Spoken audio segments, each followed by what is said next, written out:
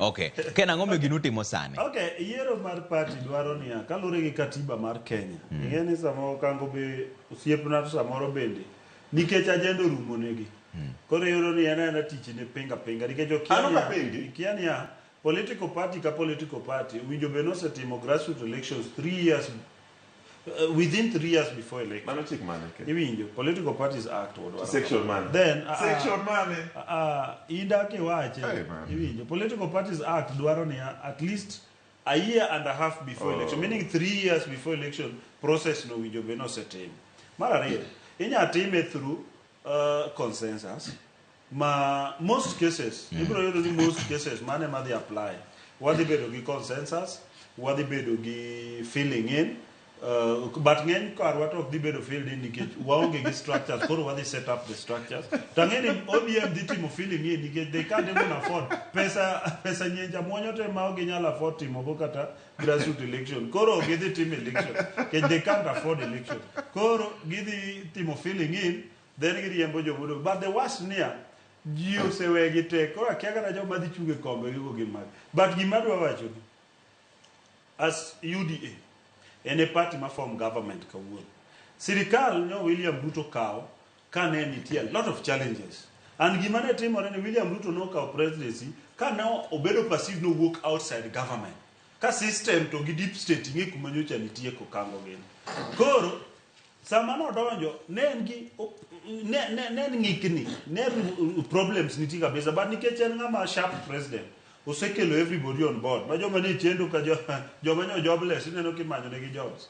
Koro ji te dhi bedo ni are winners all. Get president nyocha wacho ni an adwaro government ma ji te are winners. Yeah. Momiyo wacho ni ka nyocha piem gi ja Raila Odinga ta dhi make sure ni ebo win somewhere else. Manyiso ni king'iyo Africa nyocha wacho ka ni Africa sani ng'ama is mature mondo run African affairs to is known, is obvious, my Raila Odinga. Koro miyo embede oromo. Te mana wacho ni ka nitie piem e kind ji ariyo to ng'ato achiel oseyudo presidency, the only available chance koro ero en ikawe tidhi mieko. Niche ji te nyaka bed winners. Emomiyo an asika wacho ga kata nokango gini ni kata governors wa ma wantiere go owinjo bed ni gibedo thuolo mondo giti gi president William Ruto nikech ma endie ker mar Kenya mondo mi wadong gwengewa. Makata king'iyo Homa Bay kango bro wuoyo kati gero kia kata gika dhi mbele Homa Bay edo ng'eyo pa yocho kwera ri kikawano akibera ko ng'eyo Ruaraka kadok piny to. Koro kinyise ni Homa Bay sani William Ruto gero paya kata kwa dhi timo yiero mar chama William Ruto gero paya ma Homa Bay gi UDA gi government ok machok pesa county wadwa maru mar ODM ok gedi kapaya kacha kamigero mar rech ma Homa Bay miluongo ni Koginga Fish Market majaja pesa mar William Ruto gi national government maru mar ODM gi county government onge kuro. Samo wan wanyalo chung' nwa kwan kikoko 20 manyocha kwayo niya county wadwa timo yiero marwa mar UDA to wenwa uthuolo mondo wabe projects wa ma UDA time e gwenge wachung'ie ok ni governors update go picha gi tije wa mwatimo gigo biar mingi tikiti Podo wacho.